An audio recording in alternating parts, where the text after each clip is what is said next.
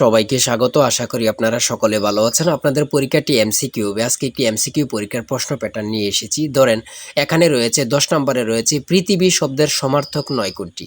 পৃথিবী শব্দের সমার্থক নয় কোনটি। এখানে 4টা অপশন দেয়া থাকবে, যে অপশনটি সঠিক, ধরেন ক নাম্বার অপশনটি সঠিক যদি আপনারা বরাট করতে পারেন তাহলে নাম্বারটি পেয়ে যাবেন। ঠিক আছে, অর্থাৎ এখানে স্ক্রিনে যে প্রশ্ন প্যাটার্নটি দেখতে পাচ্ছেন, এখানে প্রশ্ন করা হয়েছে, নিচে 4টা অপশন দেয়া আছে, যে অপশনটা সঠিক ওই অপশনটা বরাট করতে পারলে আপনারা 1 নাম্বার পেয়ে যাবেন। এমনভাবে কিন্তু আপনাদের পরীক্ষার প্রশ্ন প্যাটার্ন আসবে। ঠিক আছে, পরীক্ষার প্রশ্ন প্যাটার্ন যেমন থাকবে সেম প্যাটার্ন আমরা একটি চূড়ান্ত সাজেশন তৈরি করেছি।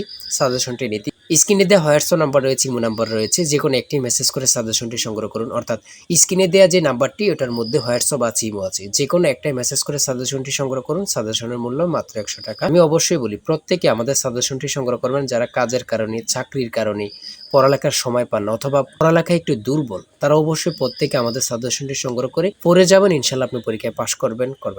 ঠিক আছে, আমি অবশ্যই বলি প্রত্যেকে আমাদের সাজেশনটি সংগ্রহ করবেন মাত্র 100 টাকা। এটা কিন্তু বেশি না। কত টাকা কত দিকে চলে যায় একবার আমাদের সাজেশনটি নিয়ে পড়ে দেখেন। ঠিক আছে, দেখেন আমি প্রশ্ন সমাধানে চলে যাচ্ছি, আপনারা দেখেন। প্রথমে রয়েছে বাংলা থেকে ব্যাকরণ শব্দের ব্যুৎপত্তিগত অর্থ কি। ঠিক আছে, সঠিক উত্তর হচ্ছে বিশেষভাবে বিশ্লেষণ। সঠিক উত্তর হচ্ছে বিশেষভাবে বিশ্লেষণ। হ্যাঁ, রাজা রামমোহন রায় রচিত বাংলা ব্যাকরণের নাম কি? গরীয় ব্যাকরণ। তারপর নিচের কোন বানানটি শুদ্ধ? কত পরীক্ষায় যে আসছে সেটা আল্লাহ ছাড়া কেউ জানে না। এই প্রশ্নটি অনেক অনেক পরীক্ষা আসছে, অনেকবার আসছে। হ্যাঁ, খুবই গুরুত্বপূর্ণ। বাংলা থেকে আপনার শুদ্ধ বানান আসবে, বিপরীত শব্দ আসবে, শব্দের অর্থ আসবে, তারপরে প্রতিশব্দ আসতে পারে, বাগধারা থেকে আসবে। ঠিক আছে, এগুলো থেকে কিন্তু ঘুরে পড়ে কারক থেকে প্রশ্ন আসতে পারে, এগুলো থেকেই প্রশ্ন। হ্যাঁ, বিভিন্ন কবি যেমন কাজী নজরুল ইসলাম, রবীন্দ্রনাথ ঠাকুর, তারপরে জসিমউদ্দিন, মুনীর চৌধুরী, এগুলো সম্পর্কে কিন্তু আপনাদের প্রশ্ন আসবে, দুই একটা প্রশ্ন আসবে। হ্যাঁ, প্রশ্ন কিন্তু একদম কঠিন হবে না। আমরা সকলেই কিন্তু বুঝি, কিন্তু ভালো সাজেশন পাই না বলে কিন্তু উত্তীর্ণ হতে পারি না। বিষয়বস্তু বুঝতে পারি না দেখি কিন্তু উত্তীর্ণ হতে পারি না। ইনশাল্লাহ আমাদের সাজেশনটি পড়লে যথেষ্ট। আমি আশা রাখি প্রত্যেকে আমাদের সাজেশনটি অবশ্যই সংগ্রহ করবেন। পৃথিবীর শব্দের সমার্থক নয় কোনটি? গোবর। যেমন সন্ধি বিচ্ছেদ থেকে 1 থেকে 2টা প্রশ্ন থাকবেই। সন্ধি বিচ্ছেদ থেকে আমি বারবার বলি। হ্যাঁ, কারক থেকে প্রশ্ন 1 থেকে 2টা প্রশ্ন থাকতে পারে, 2টা প্রশ্ন থাকতে পারে। শব্দের অর্থ থেকে এখানে দিয়েছে দেখেন। শেষের কবিতা রবীন্দ্রনাথ ঠাকুর রচিত একটি উপন্যাস, এমন থাকতে পারে। 1 থেকে 2টা প্রশ্ন এমন থাকতে পারে। আমাদের সাজেশনে খুব সুন্দরভাবে, মানে খুব সুন্দরভাবে তৈরি। হ্যাঁ, কনফার্ম 1 কনফার্ম 2 অর্থাৎ মডেল টেস্ট অনুযায়ী দেয়া আছে। আপনারা নিলে বুঝতে পারবেন আসলে কতটা কার্যকরী। হ্যাঁ, 27 নম্বরে রয়েছে আইডেন্টিফাই দ্য কারেক্ট সেন্টেন্স। হ্যাঁ,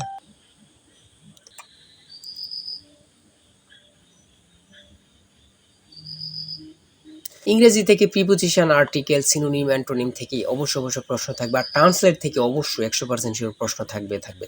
এটা কিন্তু বিশেষভাবে মনে রাখবেন। হ্যাঁ, ভয়েস থেকে প্রশ্ন থাকবে।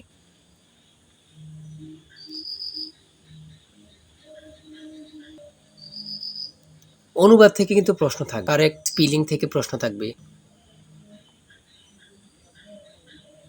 এই প্রশ্নটি কত পরীক্ষায় যে আসছে আল্লাহ ছাড়া কেউ জানে। আর ডাক্তার আসার পূর্বে রোগী মারা গেল, অনুবাদ কি বা অনুবাদ কোনটি? এমন ধরনের কিন্তু ট্রান্সলেট অবশ্যই থাকে। হ্যাঁ,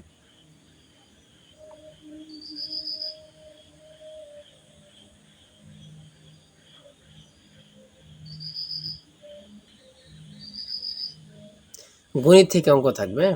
পিতামাতা, লাভ ক্ষতি, তারপরে মান নির্ণয়ের, এগুলো থেকে অঙ্ক থাকবে। জীবিতি থেকে 2-1টা প্রশ্ন থাকতে পারে। পিতামাতার থেকে অবশ্যই প্রশ্ন থাকবে। মৌলিক সংখ্যা থেকে থাকবে। 25 থেকে 50 পর্যন্ত সংখ্যার মধ্যে মৌলিক সংখ্যা কতটি? দ্বারা থেকে থাকবে।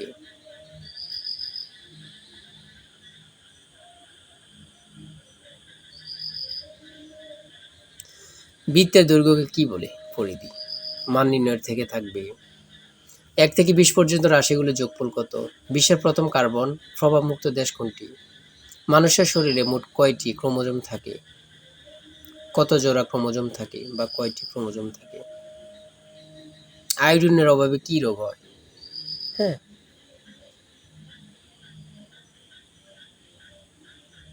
কোনটি পানিবাহিত রোগ? খুবই গুরুত্বপূর্ণ।